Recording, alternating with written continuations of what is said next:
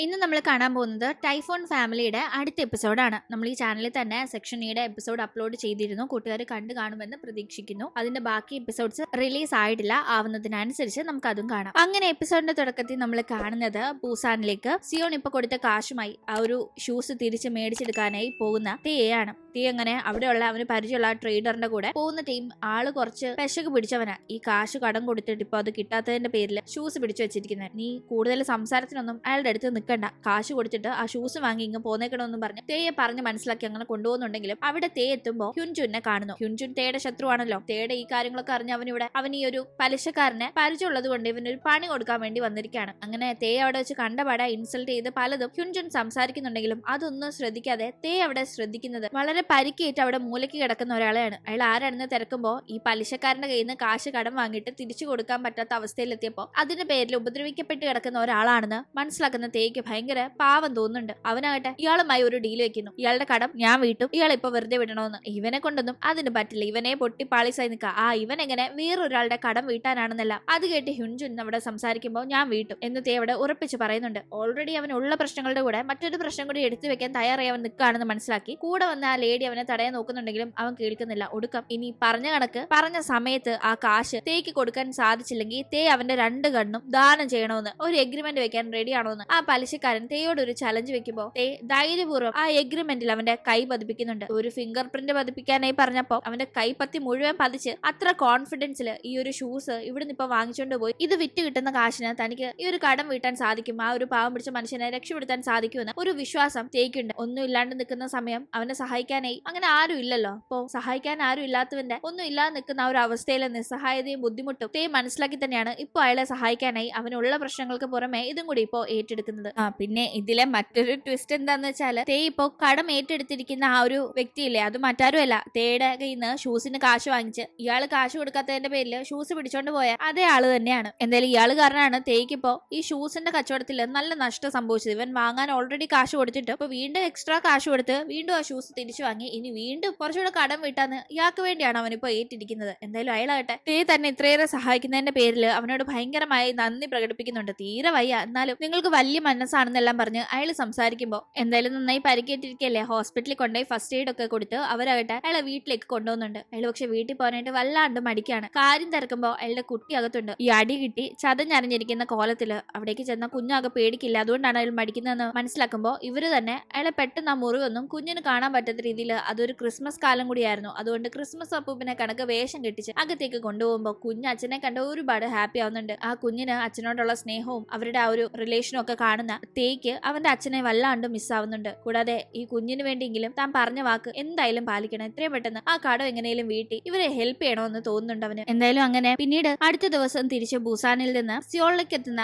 തേ വലിയൊരു പണിയായിട്ടാണ് വരുന്നതെന്ന് സിയോൺ ആദ്യം മനസ്സിലാക്കിയിരുന്നില്ല. അവനാകട്ടെ ആ ഷൂസ് അവന് വിൽക്കാന്ന് ഏറ്റ പാർക്ക് എന്ന അയളയും കൂട്ടിക്കൊണ്ടാണ് ഇപ്പൊ വന്നിരിക്കുന്നത്. കൂടെ ഒരു ലോഡ് ഷൂസ് ഉണ്ട്. ഇവൻ കൊടുത്ത കാശിനുള്ള ഷൂസ് അല്ലാണ്ട് എക്സ്ട്രാ ഷൂസും കൂടി കുറച്ച് ഒപ്പിച്ചുകൊണ്ടാണ് വന്നിരിക്കുന്നത്. അതിനെപ്പറ്റി ചോദിക്കുമ്പോഴാണ് ഈ ഷൂസ് എല്ലാം വിറ്റ് ഇയാളുടെ ബാക്കി കടം കൂടി വീട്ടാമെന്ന എഗ്രിമെന്റിൽ തേ ഏർപ്പെട്ടു എന്ന കാര്യം സിയോണിന് മനസ്സിലാവുന്നത്. അവൾക്ക് തല കറങ്ങുന്നുണ്ട്. ഓൾറെഡി ഇവൻ ഇങ്ങനെ ഒരു ഷൂ വിൽക്കുന്ന കാര്യം ഏറ്റപ്പോഴേ അവള് വേണ്ടാന്ന് പറഞ്ഞ പിന്നെ അതിന്റെ പുറകെ ഓരോരോ പണി അവൻ ഒപ്പിച്ചു തോർത്ത് ടെൻഷനായി അവൾ കിടന്ന് ഷൗട്ട് ചെയ്യുമ്പോൾ വേറെ വഴിയില്ല, പ്ലീസ് എനിക്ക് ഹെൽപ്പ് ചെയ്തേ പറ്റത്തുള്ളൂ എന്ന് അവനും പറയുന്നുണ്ട്. സിയോണാകട്ടെ ഭയങ്കരമായ ദേഷ്യത്തിലായിരുന്നു തേയോട്. അവൾ കുറെ നേരം അവനോട് മിണ്ടിയതേയില്ല. ഒടുക്കം അവൻ ഒരുവിധം അവളെ പറഞ്ഞ് സമാധാനിപ്പിക്കുമ്പോൾ ശരി ഇനി ഇങ്ങനൊന്നും എന്നോട് ചോദിക്കാതെ എടുത്തു ചാടി ചെയ്യരുതെന്ന് പറയുന്നവൾ നീ നിന്റെ ഹെൽത്ത് ഒക്കെ നോക്കണം, അതാണ് ഏറ്റവും വലിയ കാര്യം, അത് വിട്ട് കളിക്കരുതെന്നൊക്കെ അവനെ ഓർമ്മപ്പെടുത്തുന്നുണ്ട്. സമയത്ത് ആഹാരം കഴിക്കണം, റെസ്റ്റ് എടുക്കണം എന്നൊക്കെ. അപ്പോഴേക്കും അവനായിട്ട് അവളോട് എഗ്രിമെന്റിന്റെ കാര്യം പറയാനായി വന്നെങ്കിലും ഇവൾ ഹെൽത്തിന്റെ കാര്യം പറഞ്ഞുകൊണ്ട് പിന്നീട് അത് അവൻ പറയുന്നില്ല. അല്ല എഗ്രിമെന്റിന്റെ എന്തോ കാര്യം പറയാൻ വന്നില്ല, എന്താ അതെന്ന് ചോദിക്കുമ്പോൾ ഒന്നുമില്ല എന്ന് പറഞ്ഞ് അവൻ അങ്ങ് ഉഴപ്പുന്നു. എഗ്രിമെന്റിൽ പറഞ്ഞ കണക്ക് കടം വീട്ടാൻ സാധിച്ചില്ലെങ്കിൽ കണ്ണ് കൊടുക്കാം എന്നതാണല്ലോ അവൻ അവിടെ സമ്മതിച്ചിട്ട് വന്നത്. അതും കൂടി പറഞ്ഞാൽ പിന്നെ ഇവള് വെച്ചേക്കില്ല എന്ന് അറിയാവുന്നതുകൊണ്ടാണ് അവൻ പെട്ടെന്ന് സംസാരം നിർത്തിയത്. എന്തായാലും അപ്പോഴേക്കും പാർക്കാകട്ടെ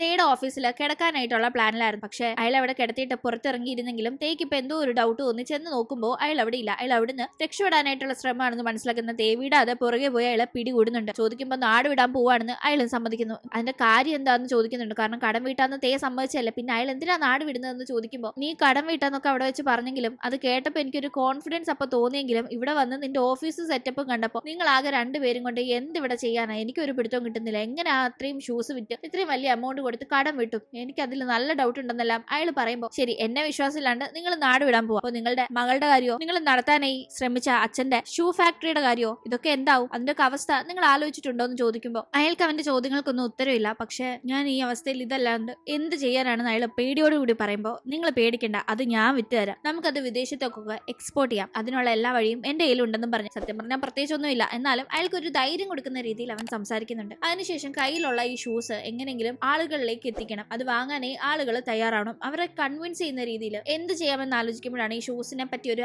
ആഡ് ചെയ്യാം, അതും ഇവരുടെ കയ്യിൽ ഫണ്ടൊന്നും ഇല്ലാത്തതുകൊണ്ട് ഇവർ തന്നെ എങ്ങനെയും ചെയ്യാമെന്നൊരു തീരുമാനം എടുക്കുന്നതും. അങ്ങനെ അവൻ തന്നെ ആ ഒരു ഷൂസ് കാലിലിട്ട് അതിന്റെ ആഡ് സ്വന്തമായ രീതിയിൽ ഷൂട്ടിംഗ് ആരംഭിക്കുന്നു. അങ്ങനെ അതിട്ട് ഗ്ലാസിന്റെ മുകളിലൊക്കെ നടക്കുന്ന രീതിയിലൊക്കെ ഷൂട്ട് ചെയ്യുമ്പോൾ ഷൂസിന് കുഴപ്പമൊന്നുമില്ല, അത് നല്ല ക്വാളിറ്റി ഷൂസ് തന്നെയാണ്. പക്ഷെ പരിചയമില്ലാത്ത പണി ചെയ്ത് ചെറുതായൊക്കെ അവന് പരിക്കേൽക്കുന്നുണ്ട്. ഇതൊക്കെ കാണുമ്പോൾ കൂടെ നിന്ന് മരുന്ന് വെച്ച് കൊടുക്കുന്നതും ഇത് വേണോ, ശരിയാവോ, എന്തായാലും സ്വന്തം ഹെൽത്ത് മോശപ്പെടുത്തുന്ന രീതിക്ക് ഒരു കാര്യവും ചെയ്യണ്ടെന്നല്ല പറഞ്ഞു കൊടുക്കുന്നതും ഒക്കെ തന്നെ സിയോണാണ്. അങ്ങനെ എന്തായാലും ഈ ആഡ് ചെയ്ത് അത് പല കമ്പനികൾക്ക് അയച്ചു കൊടുക്കുന്നുണ്ട്. പല വിദേശ കമ്പനികളും കൊറിയയിൽ ബിസിനസ് ചെയ്യാനായി വന്നിട്ടുണ്ടായിരുന്നു, അവർക്കൊക്കെ അയച്ചു കൊടുക്കുന്നുണ്ട്. അങ്ങനെ അതിലൊരു കമ്പനിയിൽ നിന്ന് ഇവർക്ക് ബാക്കി ഡീറ്റെയിൽസ് ഒക്കെ എക്സ്പ്ലെയിൻ ചെയ്യാനായിട്ട് കോൾ വരുമ്പോൾ അങ്ങോട്ടേക്ക് തേയും സിയോണും പുറപ്പെടുന്നു. സിയോൺ പക്ഷെ കുറച്ച് നെർവസ് ആണ്, കാരണം ഫോറിൻ ക്ലയൻസ് ആണല്ലോ, അപ്പോൾ ഇംഗ്ലീഷിലൊക്കെ സംസാരിക്കണ്ടേ. പക്ഷെ അവൾക്ക് കോൺഫിഡൻസ് കൊടുത്ത് തേ കൂടെ നിൽക്കുമ്പോൾ ആ ഒരു കോൺഫിഡൻസിന്റെ പുറത്ത് നന്നായി തന്നെ ആ ഒരു ഫോറിൻ ക്ലയൻസിന്റെ മുന്നിൽ അവരുടെ ഈ പ്രോഡക്റ്റിനെ പറ്റി പ്രസന്റ് ചെയ്യാനായി സിയോണിന് സാധിക്കുന്നുണ്ട്. അങ്ങനെ ആ ഒരു സന്തോഷത്തിൽ അവർ അവിടെ നിന്ന് തിരിച്ച് വീട്ടിലേക്ക് നടക്കാണ്. ഇതേ ടീം സിയോന്റെ അനിയത്തി മിൻഹ നാമിന്റെ കൂടെ വരികയായിരുന്നു. ഇവര് തമ്മിൽ ഇപ്പൊ ഭയങ്കര കൂട്ടായി മാറിയിട്ടുണ്ട്. അങ്ങനെ വീടെത്താറാവുമ്പോൾ ഇവർ അങ്ങോട്ടേക്ക് വരുന്ന തേയെയും സിയോണിനെയും കാണുന്നുണ്ട്. തുടർന്ന് അവരുടെ കണ്ണിൽ പെടാതെ ഇവർ ഒളിച്ചു നിൽക്കുമ്പോൾ അവരിവരെ കണ്ടതുമില്ല,